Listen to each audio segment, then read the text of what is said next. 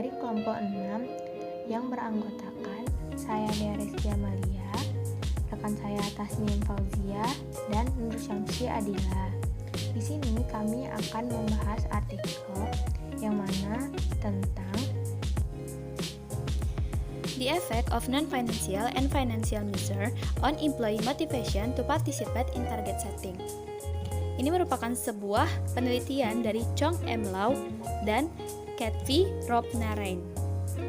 Tujuan dari penelitian ini adalah untuk memastikan apakah langkah-langkah non-finansial sebagai kriteria evaluasi kinerja mempengaruhi sejauh mana motivasi intrinsik karyawan untuk berpartisipasi dalam penetapan target dan tingkat motivasi ekstrinsik yang dikendalikan karyawan untuk berpartisipasi dalam penetapan target. Penelitian tentang sistem pengukuran kinerja semakin menjadi fokus pada perspektif karyawan dibandingkan perspektif organisasi. Hubungan antara sistem pengukuran kinerja dan hasil perilaku mereka telah menjadi banyak perhatian penelitian pada periode saat ini. Studi terbaru menunjukkan bahwa sistem pengukuran kinerja mempengaruhi perilaku karyawan melalui variabel intervening seperti role ambiguity, keadilan prosedural, dan feedback. Beberapa peneliti telah menyarankan bahwa isu-isu yang berkaitan dengan berbagai aspek partisipasi karyawan termasuk motivasi intrinsik dan ekstrinsik untuk berpartisipasi dapat mempengaruhi sikap karyawan, perilaku, dan kinerja. Nah, motivasi itu apa sih? Jadi, motivasi itu adalah suatu dorongan atau alasan yang menjadi dasar semangat seseorang untuk melakukan sesuatu untuk mencapai tujuan tertentu, atau dapat dikatakan sebagai semua hal yang menimbulkan dorongan atau semangat bagi seseorang untuk mengerjakan sesuatu. Motivasi itu terbagi dua, yakni motivasi intrinsik dan ekstrinsik. Motivasi intrinsik adalah motivasi yang timbul dari diri seseorang, tidak perlu adanya rangsangan dari luar. Contohnya adalah kegiatan belajar. Seorang siswa yang belajar sungguh-sungguh karena ingin mendapatkan ilmu dan pengetahuan. Kemudian motivasi ekstrinsik, yakni motivasi yang berasal dari luar atau rangsangan yang didapatkan seseorang dari luar. Misalnya, seseorang siswa belajar lebih giat untuk mendapatkan nilai bagus karena akan mengikuti ujian. Nah, mereka terdorong untuk belajar bukan karena keinginan untuk mendapatkan ilmu, namun karena keinginan untuk mendapatkan nilai yang bagus.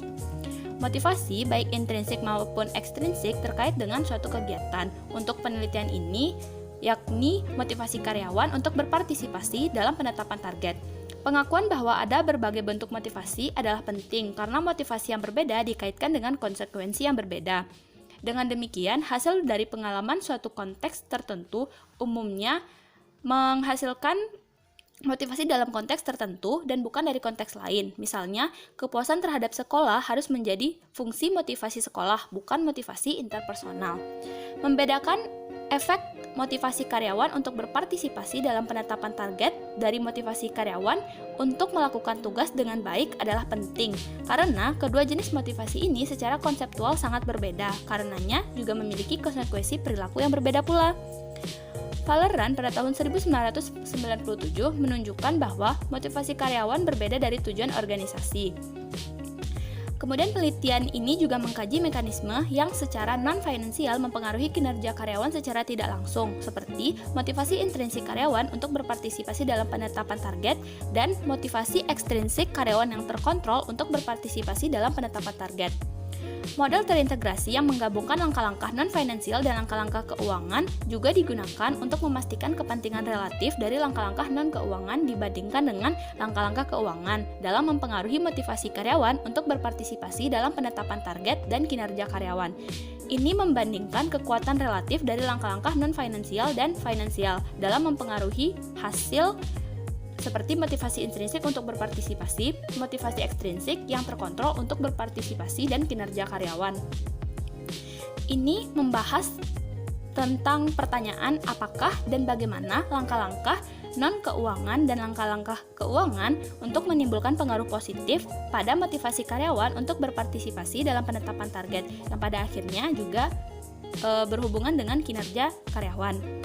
Penggunaan langkah-langkah non-keuangan untuk mengevaluasi kinerja karyawan ada kebutuhan bagi mereka untuk mengumpulkan informasi pribadi karyawan karena asimetri informasi yang tinggi terkait dengan langkah-langkah non-finansial.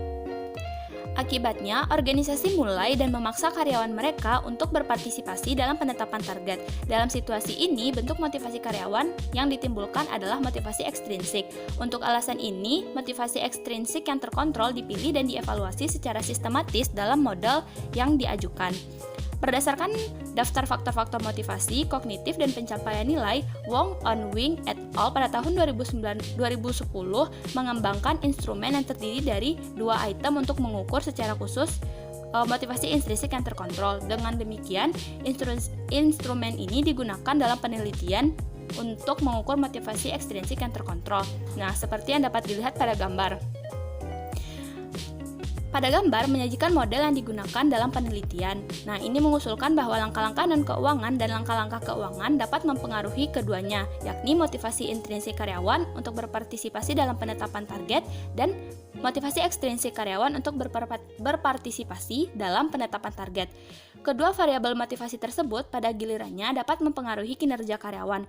Nah, bisa diperhatikan langkah-langkah non-finansial dan langkah-langkah finansial dilambangkan sebagai 2 konstruksi terpisah untuk mengevaluasi pengaruh relatif mereka terhadap motivasi karyawan untuk berpartisipasi dalam penetapan target dan kinerja. Ini membantu untuk menentukan apakah efek dari sistem pengukuran kinerja pada kinerja karyawan disebabkan oleh tindakan keuangan, tindakan non-keuangan, atau tindakan non-keuangan dan tindakan keuangan. Lebih penting lagi, ini juga membantu memastikan apakah efek pada ukuran kinerja pada kinerja pekerjaan karyawan adalah melalui motivasi intrinsik, motivasi ekstrinsik, atau motivasi intrinsik dan ekstrinsik yang terkontrol untuk berpartisipasi dalam penetapan target. Selanjutnya adalah hipotesis development pertama, yakni performance measure and control intrinsic motivation to participate in target setting, atau ukuran kinerja dan motivasi intrinsik untuk berpartisipasi dalam penetapan target.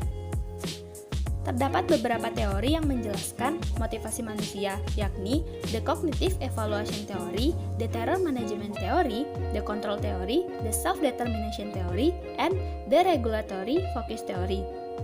Secara umum, teori-teori tersebut mengidentifikasikan motivasi menjadi 2, yakni motivasi intrinsik dan motivasi ekstrinsik. Dalam penelitian sebelumnya, dibedakan motivasi intrinsik dan ekstrinsik untuk berpartisipasi dalam penetapan target berdasarkan 2 atribut utama, yakni sumber motivasi dan tujuan motivasi. The self-determination theory menunjukkan bahwa sumber motivasi intrinsik adalah endogen, yakni karena kebutuhan menentukan nasib yang mendorong manusia untuk mencari berbagai keterampilan. Tujuannya adalah untuk melestarikan keterampilan agar menjadi kompeten, untuk mengelola lingkungan, dan agar mencegah untuk tidak dikendalikan oleh orang lain. Oleh karena itu, faktor yang mendorong penentu nasib dan kompetensi adalah faktor-faktor yang melahirkan motivasi intrinsik. Akibatnya, Cognitive Evaluation Theory and the Self-Determination Theory menunjukkan bahwa motivasi intrinsik dapat berkembang atau dirusak oleh faktor sosial dan lingkungan yang mendukung kompetensi dan otonomi. Tantangan yang optimal, umpan balik yang mendukung, dan kebebasan dari evaluasi dapat memfasilitasi motivasi intrinsik. Menurut The Cognitive Evaluation Theory, tidak hanya kompetensi pengalaman saja, tetapi juga harus pengalaman sikap atau perilaku yang menjadi bukti.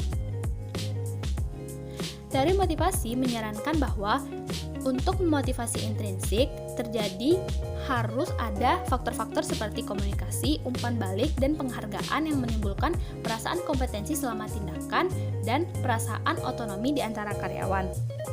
Ketika desain organisasi dan menggunakan identifikasi financial measure dan non-financial measure untuk mengevaluasi kinerja karyawan, karyawan cenderung merasa bahwa kinerja mereka dievaluasi melalui tindakan atau kemampuan. Pengukuran kinerja, apakah melalui financial measure seperti penganggaran penjualan atau non-financial measure seperti tingkat pergantian karyawan yang memungkinkan karyawan untuk memahami pengidentifikasian kriteria atau kinerja mereka yang dijadikan sebagai dasar. Akhirnya, ketergantungan pada pengukuran kinerja dapat dijadikan kriteria untuk evaluasi kinerja yang memungkinkan organisasi menggunakannya sebagai dasar di mana kompetensi dan penghargaan karyawan yang didasarkan. Hal-hal yang telah disampaikan menunjukkan bahwa keberadaan ukuran kinerja dapat diinginkan dari perspektif individu, karena karyawan cenderung lebih termotivasi secara intrinsik untuk berpartisipasi dalam pencapaian target, di mana ukuran kinerja yang diidentifikasi diandalkan untuk sebagian besar dibandingkan target dalam situasi di mana ukuran kinerja dapat diidentifikasi bergantung pada tingkat yang rendah. Jenis sasaran, apakah finansial atau non-finansial, mungkin kurang penting. Dengan kata lain, karyawan yang kinerjanya dievaluasi sebagian besar berdasarkan pada tingkat keuangan yang dapat diidentifikasi, tindakan cenderung lebih termotivasi secara intrinsik untuk berpartisipasi dalam penetapan target dibandingkan dengan karyawan yang kinerjanya dievaluasi sebagian besar berdasarkan pada sedikit atau tidak ada ukuran kinerja keuangan yang dapat diidentifikasi. Demikian pula karyawan yang kinerjanya dievaluasi sebagian besar berdasarkan pada langkah-langkah non-finansial yang dapat diidentifikasi lebih termotivasi secara intrinsik untuk berpartisipasi dalam penetapan target dibandingkan dengan karyawan yang kinerjanya dievaluasi sebagian besar berdasarkan pada sedikit atau tidak ada ukuran kinerja non-keuangan yang dapat diidentifikasi. Singkatnya, terlepas dari apakah tujuan dalam bentuk kriteria evaluasi kinerja dinyatakan sebagai ukuran finansial atau non-finansial, kehadiran langkah-langkah kinerja yang dapat diidentifikasi tersebut dan tujuan pribadi memotivasi karyawan secara intrinsik untuk berpartisipasi dalam penetapan target lebih dari ketika ada sedikit atau tidak ada ukuran dan tujuan kinerja yang dapat diidentifikasi. Nah, berdasarkan hal tersebut, peneliti mengusulkan hipotesis pertama, yakni the extent to which identifiable non-financial measures are used in employee performance evaluation is positively associated with employee intrinsic motivation to participate in target setting, atau sejauh mana identifikasi non-financial mampu mempengaruhi langkah-langkah keuangan yang digunakan dalam evaluasi kinerja karyawan secara positif berhubungan dengan motivasi intrinsik karyawan untuk berpartisipasi dalam penetapan target. Dan juga hipotesis yang kedua, yakni the extent to which identifiable financial measures are used in employee performance evaluation is positively associated with employee intrinsic motivation to participate in target setting, yakni sejauh mana identifikasi langkah-langkah keuangan yang digunakan dalam evaluasi kinerja karyawan secara positif berhubungan dengan motivasi intrinsik karyawan untuk berpartisipasi dalam penetapan target. Selanjutnya adalah hipotesis development yang kedua, yakni performer measure and control extrinsic motivation to participate in target setting, atau ukuran kinerja dan motivasi ekstrinsik yang terkontrol untuk berpartisipasi dalam penetapan target. Motivasi intrinsik dan motivasi ekstrinsik terkendali untuk berpartisipasi dalam penetapan target, mewakili dua bentuk yang berlawanan dari motivasi karyawan. Penjelasan dan hipotesis pada bagian sebelumnya menunjukkan bahwa jenis ukuran kinerja mungkin tidak masalah dalam hal motivasi intrinsik untuk berpartisipasi dalam penetapan target. Namun, penggunaan berbagai jenis ukuran kinerja, baik finansial maupun non-finansial, yang mungkin mempengaruhi tingkat karyawan yang dikendalikan oleh motivasi ekstrinsik untuk berpartisipasi dalam penetapan target. Motivasi ekstrinsik yang dikontrol memiliki sumber dan tujuan motivasi yang berbeda dari motivasi intrinsik. Sumbernya adalah eksogen atau berasal dari luar. Contohnya adalah mengerjakan kegiatan untuk mengejar hadiah atau menghindari hukuman. Dalam The Self-Determination Theory, hal tersebut dikenal juga dengan regulasi eksternal, yakni bentuk motivasi yang sangat dikendalikan oleh pihak eksternal. Dalam penetapan target melalui motivasi ekstrinsik, sumbernya adalah organisasi. Sedangkan untuk tujuannya, karena berasal dari pihak eksternal, maka tujuannya juga didorong dan dikendalikan oleh pihak eksternal, yakni organisasi, untuk pemenuhan atau pencapaian tujuan organisasi. Oleh karena itu, hal ini dapat menjawab pertanyaan mengapa organisasi mulai memaksa dan mengendalikan partisipasi karyawan dalam penetapan target. Transfer informasi merupakan salah satu faktor yang mempengaruhi partisipasi karyawan dan diperlukan di mana manajemen puncak memerlukan informasi tentang target yang dapat dicapai atau dalam kasus di mana ada banyak saling ketergantungan di fungsi departemen, menciptakan kebutuhan untuk penetapan target partisipatif. Dalam hal kondisi kerja yang tidak pasti, organisasi juga dapat mengusulkan penetapan target partisipatif untuk memungkinkan penyebaran informasi di semua tingkatan organisasi. Secara khusus, organisasi sangat tertarik untuk mengajak karyawan mereka untuk berpartisipasi dalam penetapan target ketika ada asimetri informasi. Oleh karena itu, adanya dukungan teoritis untuk anggapan bahwa organisasi mulai dan mengendalikan partisipasi karyawan dalam penetapan target dengan maksud untuk mengurangi asimetri informasi. Pertanyaan kunci adalah apakah asimetri informasi adalah dengan ukuran kinerja keuangan atau dengan ukuran kinerja dan keuangan. Organisasi cenderung untuk memulai dan memotivasi kontrol karyawan untuk berpartisipasi dalam keputusan yang melibatkan ukuran kinerja dan keuangan. Secara tradisional, sistem pengukuran kinerja didasarkan pada langkah-langkah keuangan karena menarik bagi organisasi dan pemegang saham. Target keuangan dan juga langkah-langkah keuangan mungkin untuk dikembangkan oleh manajemen puncak dan kemudian dikomunikasikan kepada karyawan tingkat operasi. Akibatnya, mereka kurang memiliki pengetahuan tentang kinerja non keuangan seperti menciptakan nilai melalui peningkatan produk. Dengan ini, ada kemungkinan menjadi insentif yang lebih besar bagi mereka untuk memulai dan partisipasi kontrol karyawan dalam pengaturan target kinerja non keuangan daripada target kinerja keuangan. Beberapa manajemen puncak, karyawan di tingkat bawah unit bisnis strategis termasuk karyawan dengan tanggung jawab manajerial tetapi tidak terlibat dalam isu-isu strategis dan perencanaan, misalnya supervisor penjualan, mandor pabrik, kemungkinan akan kurang terlibat dengan kinerja keuangan dan langkah-langkah keuangan. Pekerja umumnya merupakan sumber utama gagasan untuk meningkatkan proses dan kinerja bagi pelanggan karena mereka paling dekat dengan proses internal dan pelanggan. Oleh karena itu, dapat disimpulkan bahwa manajemen puncak kurang memiliki pengetahuan tentang ukuran kinerja non-keuangan daripada karyawan tingkat operasi.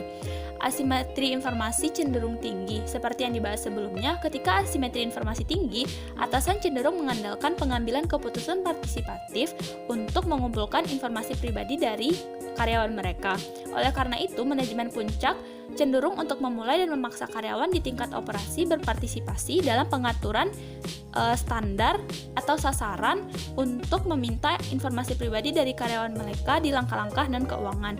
Hal ini menunjukkan bahwa ketika tindakan non-keuangan yang digunakan dalam evaluasi kinerja karyawan dikendalikan oleh motivasi ekstrinsik untuk berpartisipasi dalam pengaturan target cenderung tinggi. Sebaliknya, ketika tindakan keuangan yang digunakan dalam evaluasi kinerja karyawan dikendalikan motivasi ekstrinsik untuk berpartisipasi dalam penetapan target, tidak mungkin akan terpengaruh.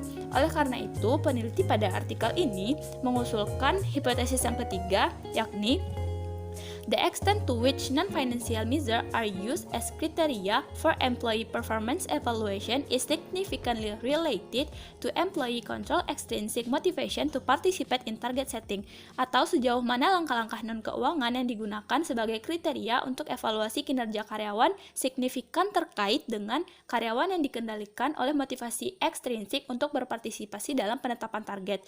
Dan juga hipotesis keempat, yakni the extent to which financial measures are used as criteria for employee performance evaluation is not significantly related to employee control extrinsic motivation to participate in target setting, atau sejauh mana langkah-langkah keuangan yang digunakan sebagai kriteria untuk evaluasi kinerja karyawan tidak signifikan terkait dengan karyawan yang dikendalikan motivasi ekstrinsik untuk berpartisipasi dalam penetapan target.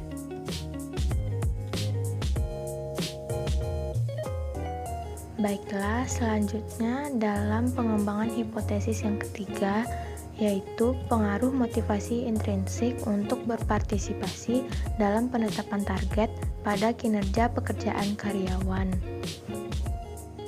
Penelitian ini berfokus pada motivasi karyawan untuk berpartisipasi dalam penetapan target, yang mana variabel independennya adalah kinerja pekerja karyawan.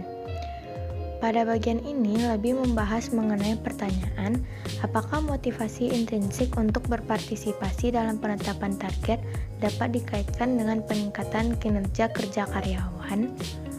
Pada penelitian sebelumnya telah membahas mengenai motivasi yang umumnya motivasi karyawan terbagi atas dua, yaitu intrinsik dan ekstrinsik.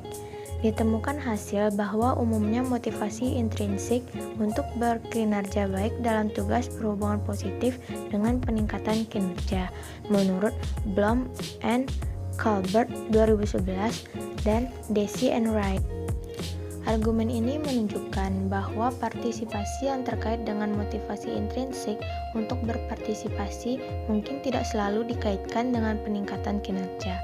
Oleh karena itu, pada penelitian ini dan pada poin ini, si peneliti mengusulkan hipotesis kelima, yaitu motivasi intrinsik untuk berpartisipasi dalam penetapan target tidak terkait dengan kinerja pekerjaan karyawan. Selanjutnya yaitu pengembangan hipotesis yang keempat, yaitu pengaruh motivasi ekstrinsik yang terkendali untuk berpartisipasi pada kinerja pekerjaan karyawan. Pada bagian ini membahas hubungan antara motivasi ekstrinsik yang terkontrol dan kinerja pekerjaan karyawan. Seperti yang didiskusikan sebelumnya, sumber motivasi ekstrinsik karyawan cenderung dikendalikan organisasi dan tujuannya adalah mungkin untuk memenuhi kebutuhan organisasi. Oleh karena itu, pertanyaan yang harus dijawab adalah mengapa organisasi memulai dan mengendalikan partisipasi karyawan? Literatur umumnya menyarankan bahwa organisasi menggunakan partisipasi karyawan sebagai sarana untuk mencapai tujuan organisasi dari peningkatan produktivitas tugas melalui berbagai informasi dan mekanisme kognitif untuk mengurangi ketidakpastian dan informasi asimetri. Akhirnya, karena motivasi intrinsik yang terkontrol untuk berpartisipasi dalam penetapan target kemungkinan akan dimulai dan diatur oleh organisasi, partisipasi cenderung lebih diformalkan dan dianggap lebih serius oleh organisasi. Dalam hal ini, Ryan and Deci tahun 2000 mencatat bahwa tentu saja ketika pengusaha mengandalkan gaji untuk kinerja sebagai strategi motivasi utama, mereka biasanya juga menggunakan kontrol lain seperti pengawasan, evaluasi, dan kompetisi. Karyawan juga dapat menganggap partisipasi yang diprakarsai oleh organisasi jauh lebih serius. Berdasarkan penjelasan tadi, maka kita dapat menyimpulkan bahwa motivasi ekstrinsik yang terkontrol untuk berpartisipasi dalam penetapan target cenderung dikaitkan dengan peningkatan kinerja pekerjaan karyawan. Maka dari itu, si peneliti dapat mengusulkan hipotesis keenam yang mana motivasi ekstrinsik yang terkendali untuk berpartisipasi dalam penetapan target berhubungan positif dengan kinerja pekerjaan karyawan. Selanjutnya yaitu metode penelitian. Yang pertama, pemilihan sampel dan pengumpulan data. Sebagaimana yang dibahas sebelumnya, penelitian ini diarahkan pada karyawan di tingkat operasional dan toko daripada di tingkat manajemen puncak. Karenanya, kuesioner survei yang harus dijawab oleh karyawan yang bekerja di tingkat operasional atau toko sebagai lawan manajemen puncak. Untuk penelitian ini, tingkat operasi karyawan dan shop floor karyawan adalah karyawan yang terlibat dalam penjualan, pemasaran, dan kegiatan manufaktur di pabrik-pabrik dan kantor penjualan. Karyawan tersebut mencakup karyawan tanpa tanggung jawab manajerial, misalnya operator mesin, driver forklift, serta karyawan dengan beberapa tanggung jawab manajerial, misalnya mandor, pengawas pabrik, asisten manajer pabrik, petugas pembelian, pengawas penjualan, dan manajer penjualan. Ketika si peneliti meminta nama untuk sampel maka dari organisasi untuk berpartisipasi dalam penelitian, peneliti meminta nama-nama karyawan di tingkat operasi dengan beberapa tanggung jawab manajerial, karena karyawan ini cenderung lebih berpengetahuan dengan operasi organisasi mereka, dan karenanya dalam posisi yang lebih baik untuk menjawab kuesioner dengan benar. Sementara sampelnya dapat terdiri dari beberapa karyawan yang mungkin memiliki jabatan seperti manajer pabrik atau asisten manajer pabrik. Orang-orang tersebut tentunya yang pertama masih karyawan, dan yang kedua bekerja di shop front atau melakukan pengawasan di tingkat operasi. Oleh karena itu, mereka adalah peserta yang tepat untuk survei karyawan di tingkat operasional atau toko. Yang kedua yaitu pengukuran variabel. Pengukuran variabel dibagi atas 3 poin. Yang pertama, ukuran kinerja. Non-keuangan dan langkah-langkah keuangan yang diukur dengan 9 item instrumen yang dikembangkan dan digunakan oleh Law and Moser tahun 2008. Pertanyaannya adalah, ketika atasan Anda mengevaluasi kinerja Anda, seberapa penting menurut Anda dia melekat pada item-item berikut? Peserta menanggapi skala Likert 7 poin, mulai dari yang pertama tidak pernah penting hingga yang ketujuh selalu penting. Item non-keuangan yang berasal dari pembelajaran dan pertumbuhan perspektif balance scorecard dan cenderung umum berlaku untuk manajer di departemen dalam organisasi apapun. Selanjutnya yaitu langkah-langkah non-keuangan, yang mana tingkat kepuasan. Yang pertama, karyawan di departemen tersebut. Yang kedua, jumlah karyawan yang dilatih di departemen tersebut. Yang ketiga, tingkat turnover karyawan di departemen tersebut. Yang keempat, jumlah inovasi yang dikembangkan oleh departemen tersebut.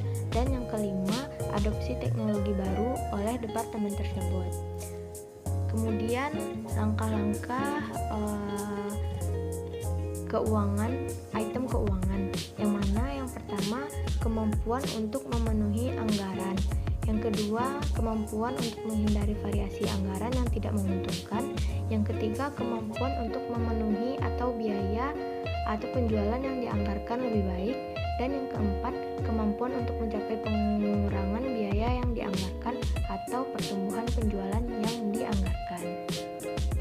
Yang kedua yaitu motivasi intrinsik dan motivasi ekstrinsik yang dikendalikan untuk berpartisipasi dalam target. Dua bentuk yang berbeda dari motivasi karyawan untuk berpartisipasi dalam penetapan target dinilai menggunakan instrumen yang dikembangkan oleh Wong On-wing et al. Tahun 2010. Argumen di sini adalah bahwa alasan yang dirasakan untuk terlibat dalam kegiatan menawarkan ukuran valid motivasi dan karenanya kendaraan langsung untuk menilai otonomi dirasakan mendasari individu perilaku. Kontekstual alasan yang dirasakan untuk berpartisipasi dalam penetapan target dinilai secara pertanyaan berdasarkan dari motivasi, faktor pencapaian kognitif, dan nilai diciptakan oleh Locke and Schweiger tahun 1979 dan Locke et al. Tahun 1986. 3 ukuran motivasi intrinsik yang terkait dengan partisipasi sebagai tujuan itu sendiri ada 3 poin. Yang pertama, karena partisipasi memberi perasaan pencapaian. Yang kedua, karena partisipasi memberi rasa kepuasan pribadi yang besar. Dan yang ketiga, karena partisipasi memberi perasaan memiliki dan meningkatkan identifikasi dengan organisasi. Di bawah kendali motivasi intrinsik yang dikendalikan, partisipasi terjadi sebagai sarana bagi peserta untuk memberikan informasi dan baik atasan untuk memanfaatkan informasi dengan lebih baik. 2 item yang digunakan untuk mengukur motivasi ekstrinsik yang dikendalikan untuk partisipasi dalam hal tujuan berbagi informasi, yang mana 2 hal tersebut adalah yang pertama, karena partisipasi dalam penetapan target adalah sarana untuk memberikan informasi yang penting bagi pekerjaan. Dan yang kedua, karena partisipasi dalam penetapan target adalah sarana di mana atasan memungkinkan pemanfaatan informasi yang lebih baik pada pekerjaan. Tanggapan diukur pada skala Likert 7 poin, mulai dari yang pertama sangat tidak setuju hingga yang ketujuh sangat setuju. Dan yang ketiga yaitu kinerja manajerial. Kinerja karyawan diukur dengan menggunakan self-instrument. Ini adalah ukuran kinerja yang diterima secara luas. Instrumen ini mampu menangkap sifat multidimensi kinerja sekaligus membatasi dimensi yang berlebihan, menurut Brownell tahun 1982. 8 subdimensi indikatif kinerja diselidiki, yaitu perencanaan, investigasi, koordinasi, evaluasi, pengawasan, staf, negosiasi, dan representasi. Item ke-9 adalah ukuran kinerja keseluruhan. Responden menilai sendiri kinerja pada skala Likert 7 poin dengan skor yang lebih tinggi menunjukkan kinerja yang lebih tinggi. 8 subdimensi kinerja serta item kinerja keseluruhan digunakan untuk mengukur kinerja karyawan. Kendala dan validitas timbangan diperiksa dalam model pengukuran PLS.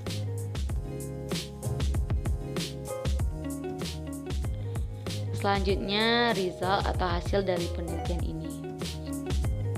Nah, untuk reliabilitas konstruk, aturan oleh penelitian Fornell dan Lecker pada tahun 1981 itu digunakan untuk menilai keandalan masing-masing variabel laten menggunakan ukuran reliabilitas komposit dan Cronbach's alpha. Idealnya kompositnya skornya itu adalah melebihi 0,7 atau melebihi 0,8 untuk masing-masing variabel laten. Hasil dari dalam tabel 2 menunjukkan bahwa skor reliabilitas komposit semuanya jauh di atas 0,7 dan juga batch score semua lebih dari 0,8. Bisa teman-teman lihat di tabel 2. Hasil ini menunjukkan reliabilitas konstruk yang dapat diterima untuk variabel yang digunakan. Nah, dalam hal validitas konvergen dan diskriminan untuk konstruksi dinilai berdasarkan ABE. ABE memiliki varian rata-rata yang dibagi antara konstruk dan indikatornya. Nah, ambang dari ABE untuk validitas konvergen itu adalah 0,5. Tabel 2 menunjukkan bahwa ABE melebihi 0,5 dalam semua kasus. Oleh karena itu, validitas konvergen ada untuk semua refleks konstruktif. Nah, validitas diskriminan konstruk itu dinilai berikutnya ketika menilai validitas diskriminan. Nah, masing-masing indikator beban saling konstruksi yang harus diabaikan. Nah, beban silang dihitung berdasarkan korelasi skor komponen dari setiap variabel laten dengan semua item lain. Hasil pada tabel 3, teman-teman bisa lihat tabel 3 itu menunjukkan bahwa memuat semua item dalam konstruk laten yang sesuai lebih tinggi daripada item lainnya atau konstruk latennya baik secara horizontal maupun vertikal. Akhirnya, validitas diskriminan konstruk juga ditemukan memadai seperti yang ditunjukkan oleh akar kuadrat dari statistik ABA atau nilai ABA diagonal pada tabel 4. Nah, dibandingkan dengan korelasi antara variabel. Hasil ini menunjukkan bahwa setiap konstruk lebih banyak varian dengan indikatornya sendiri daripada konstruk lainnya. Berdasarkan hasil tabel 2-4 itu dimungkinkan untuk menyimpulkan bahwa model pengukuran PLS menunjukkan keandalan item individu yang memuaskan. Nah, keandalan konstruk, validitas konverens, dan validitas diskriminan untuk variabel-variabel dalam penelitian. Hasil pada tabel 4 termasuk zero order standar coefficient. Koefisiennya itu dari korelasi antara variabel-variabel dan model. Nah, hasil ini menunjukkan bahwa kedua variabel independen yang secara signifikan berhubungan dengan variabel dependen. Dengan demikian, langkah-langkah non keuangan secara signifikan itu terkait dengan kinerja pekerjaan. Demikian pula dengan keuangan. Nah, langkah-langkahnya yang mana langkah-langkah keuangan ini juga positif. dan secara signifikan juga terkait dengan kinerja karyawan. Hasil dari tabel 4 juga menunjukkan bahwa non-finansial dan finansial yang secara signifikan itu terkait kedua motivasi intrinsik untuk berpartisipasi dalam dan dikendalikan motivasi ekstrinsik untuk berpartisipasi. Sementara hasil ini memberikan beberapa indikasi dukungan untuk harapan bahwa penggunaan ukuran kinerja berhubungan positif dengan kinerja pekerjaan karyawan.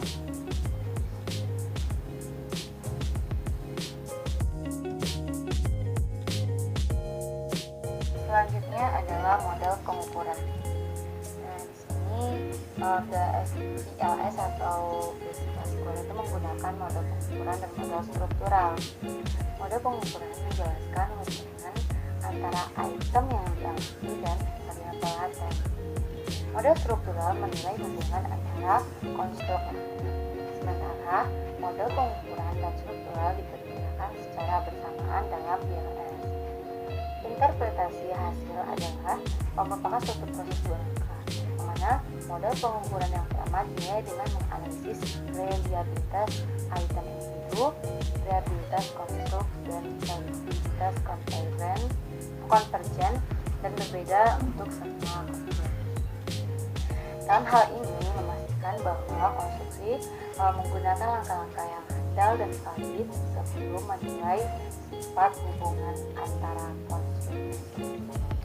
Nah, dengan model pengukuran, reliabilitas item individual yang memadai terjadi ketika setiap item memiliki faktor yang lebih besar dari 0,6 pada konstruk masing-masing. Itu menurut penelitian yang terdahulu, yaitu Nunati dan Bernstein pada tahun 1994. Nah, dan juga di sini pemuatan barang yang rendah menambah sangat sedikit kekuatan penjelas model sementara yang berpotensi membiarkan estimasi parameter yang menghubungkan konstruksi. Kedua, mencukupi konvergen validitas ada ketika variabel laten mampu menjelaskan setengah atau lebih dari di faktor yang memiliki variasi. Nah, agar ini terjadi, aturan praktis yang disarankan dari rata-rata varians diekstraksi atau ABV dari setiap konstruk itu harus 0,5 atau di atas. Itu menurut penelitian oleh Cornell dan Lecker 1981 dan Van de Bos tahun 1996.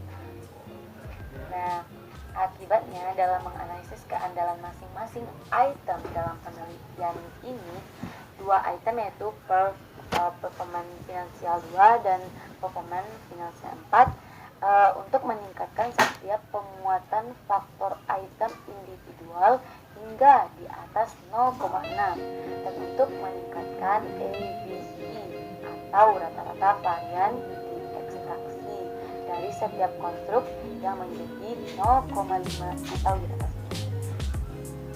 Pemuatan faktor dari item-item yang tersisa disajikan pada tabel 2 bisa dilihat. Nah, hasilnya menunjukkan bahwa pemuatan faktor semua item di atas 0,6 sehingga menunjukkan keandalan masing-masing item yang memuaskan.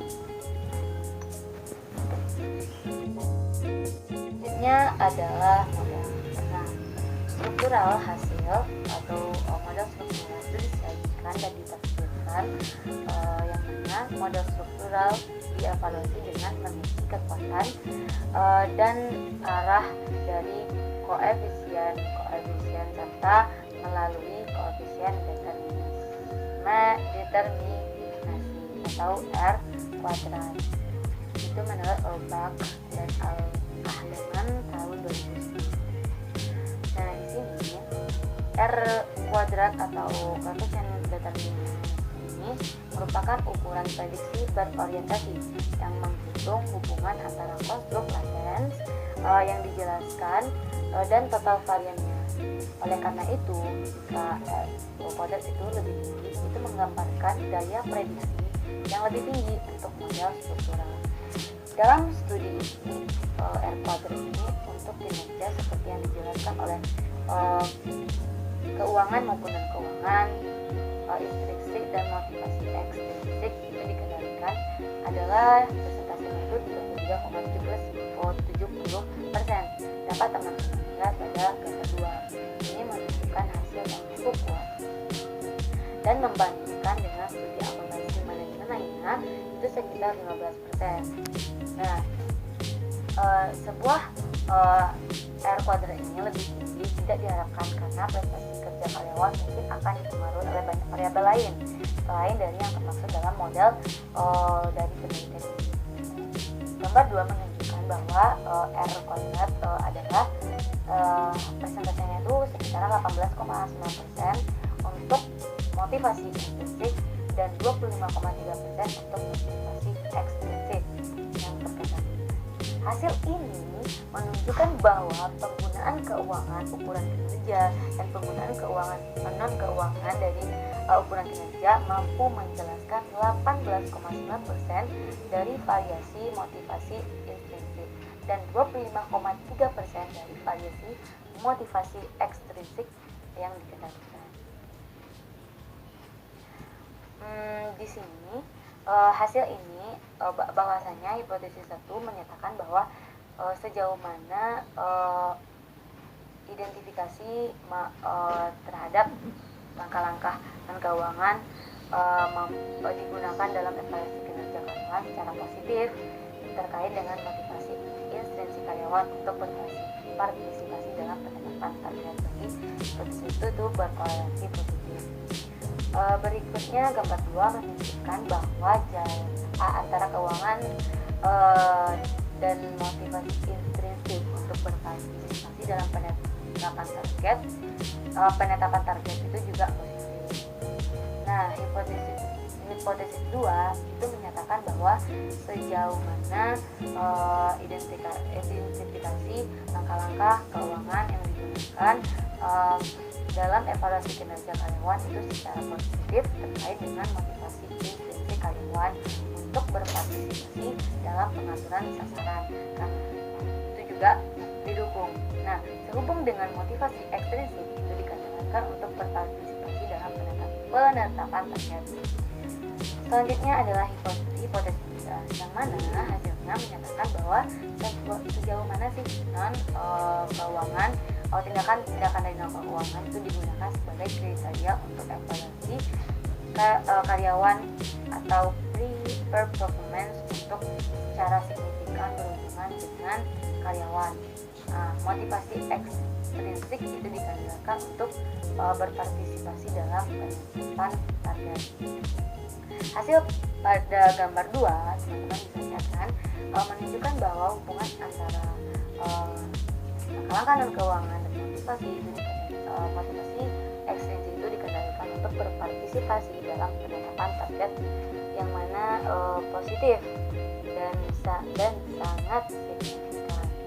Nah, hipotesis 3 sehubung dengan hipotesis 4 yang menyatakan bahwa sejauh mana langkah-langkah keuangan digunakan sebagai kriteria untuk kinerja karyawan yang mana evaluasinya tidak secara signifikan berhubungan dengan karyawan terhadap motivasi ekstrinsik yang dikendalikan untuk berpartisipasi dalam pengaturan sasaran. Dan juga gambar 2 ini juga menunjukkan bahwa jalan antara maksudnya itu menunjukkan bahwa antara langkah-langkah keuangan motivasi itu dikendalikan terhadap motivasi ekstrinsik untuk berpartisipasi dalam pengaturan target yang mana tidak signifikan. Makanya hipotesis H4 hipotesis 4 juga didukung. Yang mana selanjutnya adalah hipotesis 5 menyatakan bahwa motivasi intrinsik untuk partisipasi dalam penetapan target itu tidak terkait dengan kinerja pekerjaan karyawan. Dan sebaliknya hipotesis 6 yang dikendalikan motivasi ekstrinsik itu berhubungan positif dengan kerja karyawan. Nah, di sini Analisis tambahan dilakukan untuk memastikan apakah dua bentuk motivasi untuk partisipasi dalam penetapan target mediasi hubungan antara ukuran kinerja dan kinerja pekerjaan berdasarkan koefisien pada gambar 2. Nah, di sini efek tidak langsung dari hubungan antara ukuran kinerja non keuangan dan kinerja pekerja melalui motivasi ekstensif dikendalikan untuk berpartisipasi dalam penetapan target dihitung sebagai halnya. Nah,